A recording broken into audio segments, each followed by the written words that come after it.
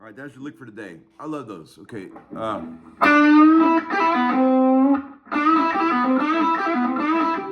am I even doing that?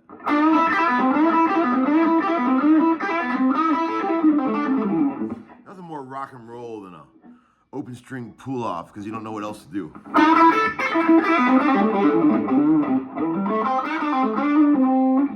Here's another one.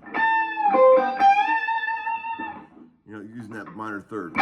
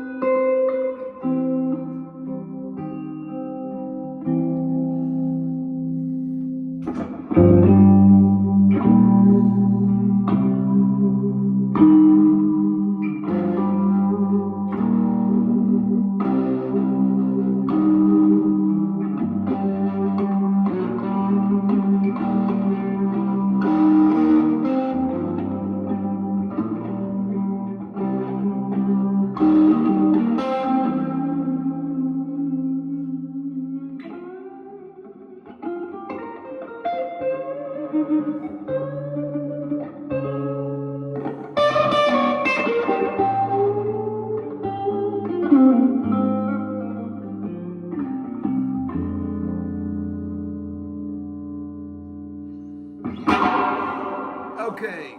Hello, friends. Uncle Larry off on a Flying V Odyssey. This is my son's Marshall, 1990. Broken headstock. I bought this a couple years ago for Marshall. You know, and I have to say, you know, he's got a bunch of guitars, right? Probably too many for a guy his age, 11. And we were driving to school, you know, a couple months back. I might have already mentioned this. And I said, "Hey, man, you've been playing that Flying V I got you?" He goes, "Oh, I forgot I had that." I mean, how many 11-year-olds forget they have a Flying V? And I said, "Okay, son. I think I may have spoiled you a little bit with the guitars." But we sold a bunch of his guitars in an effort to get that 61 SG that he did. So really all he's got left is this and the 61 SG. And an old 63 Epiphone Olympic that he loves. He'll never get rid of it. That's probably his favorite guitar of all time. Like Epiphone's version of the Melody Maker. Great old guitar. He loves that guitar. He was just saying last night, he was just looking at it while he was laying in bed. He's just going, "Man, this guitar is so cool, Dad. I'll never get rid of this." So he, you know, he gets it. You know. Anyway, sorry. Homeschooling number 277 here. It's a Monday following the last game of the season. And it's always sad when you go into the dead zone. No more football. Not for many, many months. It's a sad descent into real football, people. Not that shit where they kick the ball around. I'm talking about real football. Man, that pisses those Europeans off. They hate that. I'm just kidding around. Come on, don't get mad. I love how Americans call their baseball championship the World Series. That says a lot about Americans, doesn't it? Okay, so let's get into some VCB business. Had a blast yesterday watching that game. It went just as the NFL scripted. The only thing that didn't happen that Roger Goodell wanted to happen was at the end of the game when the whole world was the stage, Kelsey didn't get down on one knee and propose to Taylor. I was waiting for that. He missed his chance. Now it's just going to be one day when they're at Pantera, he's going to say, hey, would you like to marry? He had his chance to like do it on the world stage, but he didn't do it. This guitar doesn't sound very good. I had to add a bunch of mid-range and shit to make it do all the things it's doing. So don't be saying, oh, Larry likes these 90s Flying V's. I had to do a little doctoring to make it sound the way it sounds right now. Okay, so let's see. Yeah, the game went just as scripted. I mean, the refs didn't seem like they had much to do with it. I think they honestly, I thought the refs would make sure the Chiefs won, but it seemed like they let them play a pretty clean game. I didn't see any egregious reffing. So maybe the Chiefs just straight out beat them. Maybe they did. Let me know your thoughts in the comments below. And one guy said here, hey, Tom, I think you're onto something with all the clickbait thumbnails. And, I'm going to keep milking this for a while, just for fun. Don't worry, people. Homeschooling is still going to be homeschooling, but I think I'm just going to have fun. I thought maybe I'd start coming up with some great titles for these videos, like guitar players are dumb. Or like, what can really draw people's attention, like my mental illness. I could put something like that. The people would love to watch that. Or I could put why Gibsons suck. I could do something like that, you know. Really get them in there, because, you know, we got to get over 100,000.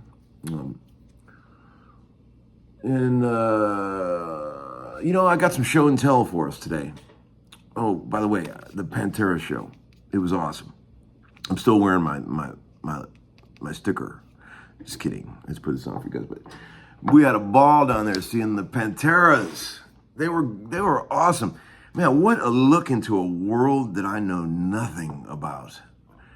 It was awesome being down there and just seeing that whole world. I don't know shit about metal. I mean, I really don't.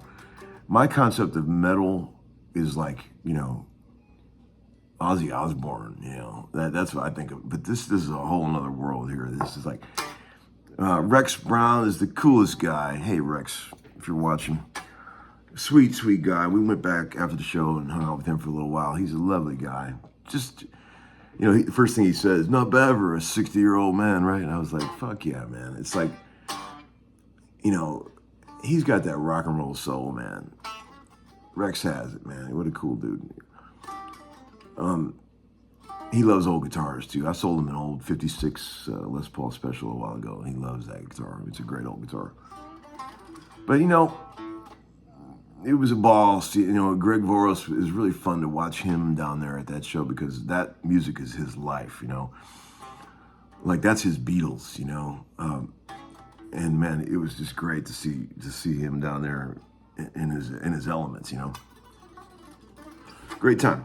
We had a ball. The Panteras rock, and so do the Lambs of God. They rock too. I don't think I ever heard so many bass drum hits in my entire life. Every song. It was amazing, man. I made a joke at the end of the night, like, how many bass drum hits do you think we heard tonight? Every song. It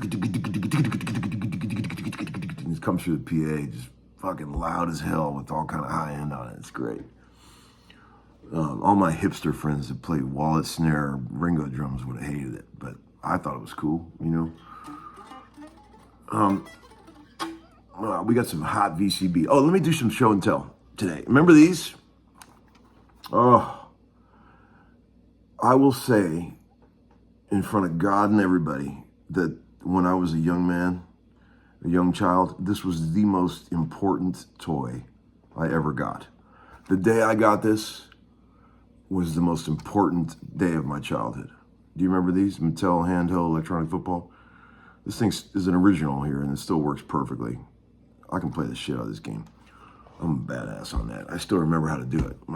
I played it so much when I was a kid that my thumb was squared off from hitting that so fast. And also, too, a guy named E.J. Crow. I don't know how to say it, but it's C-R-O-U-G-H. He built this amazing pedal. Look at this. Come on, man. What's it say? It's the Uncle Larry overdrive. It's got Larry mode on it. This is great, man. I've never plugged it in. I probably never will. But man, it just looks so damn cool. Thank you for making that, bro. I'm afraid to plug it in because if it doesn't sound good, it's gonna ruin my image of it.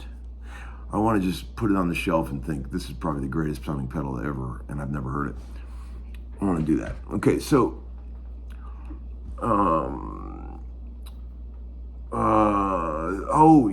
one guy said, "Hey Tom, cool to see the story or hear the story of that Black Les Paul in Robert Baker's video." Yeah.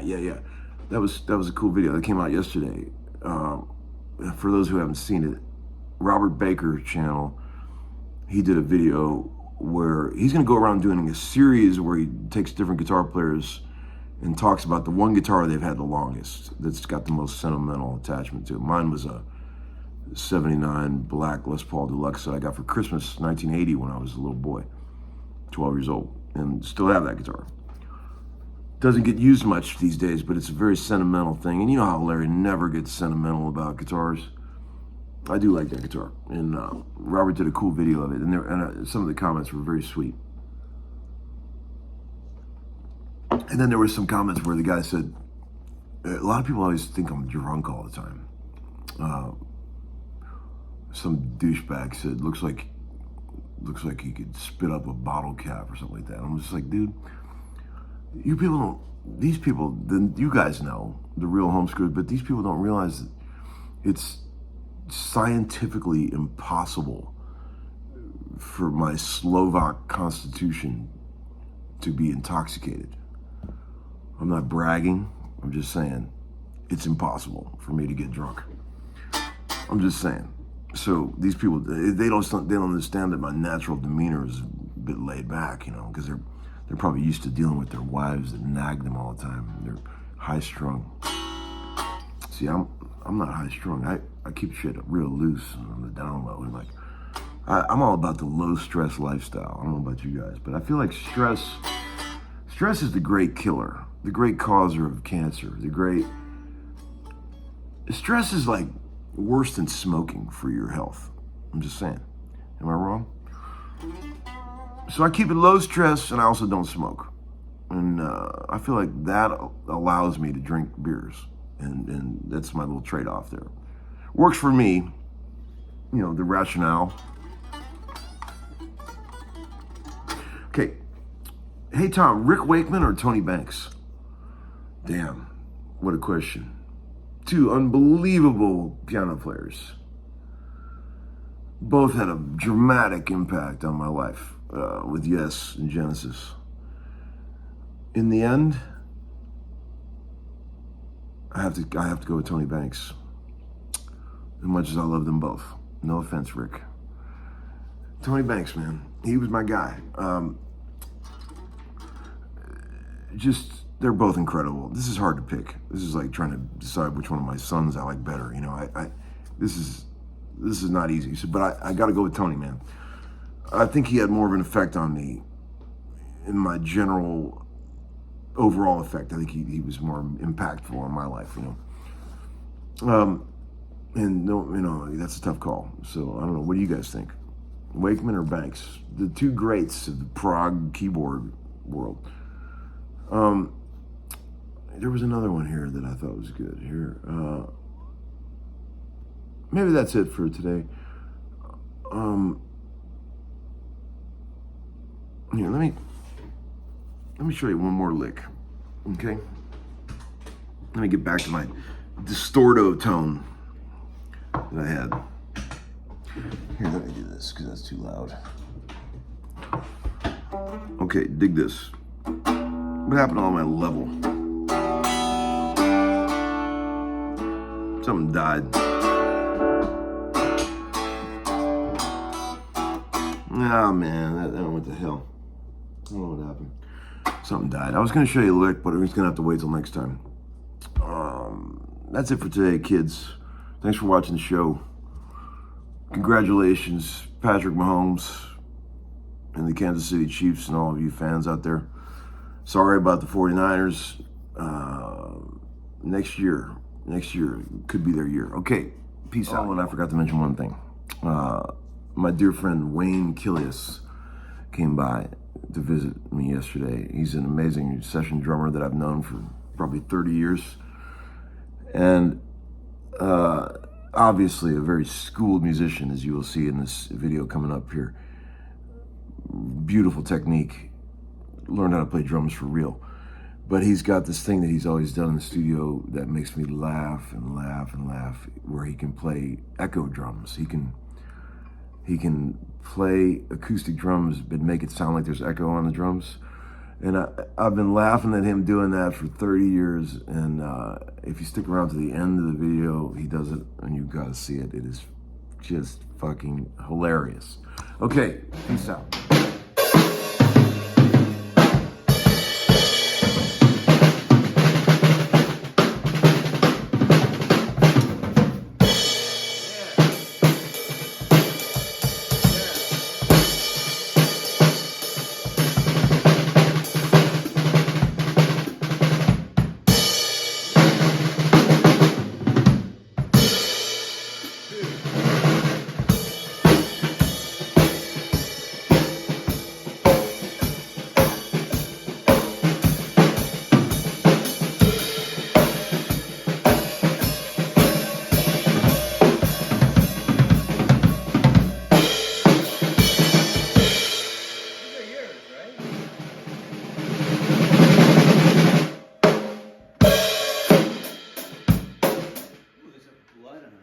So good.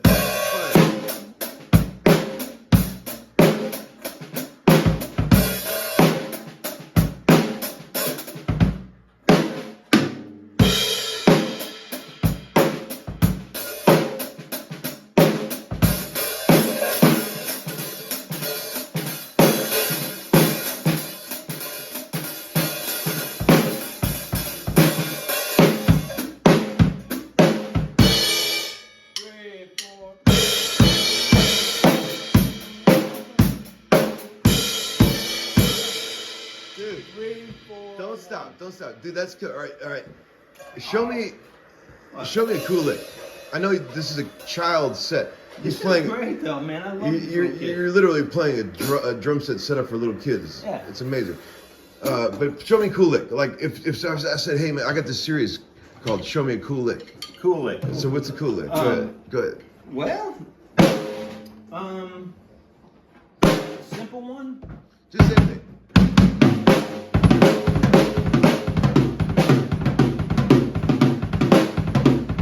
Cool. Do real stuff. That stuff's cool too. That's all that is.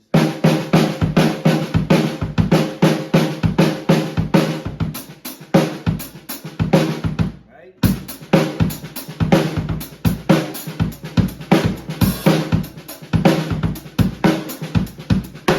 It's all that is. Amazing. Gary Chafee. So good.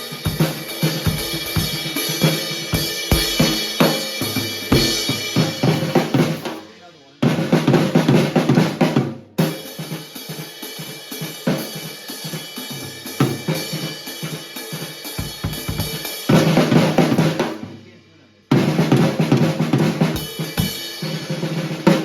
So good.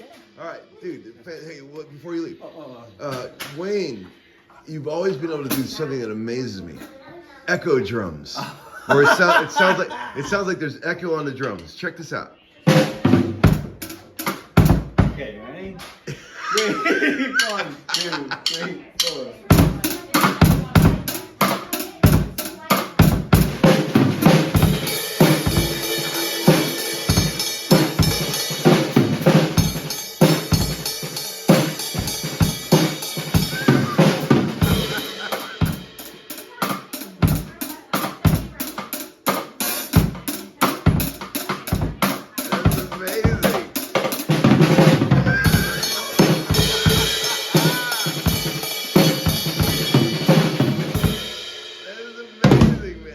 How do you do that? It's just like that. Oh, You should hear me. Want to hear me do reverb? that No, is- I'm just it's kidding. amazing.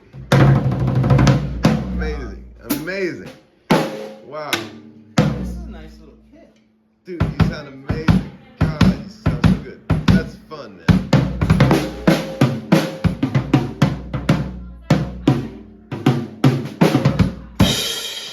So good, buddy. Thank you, man. So good.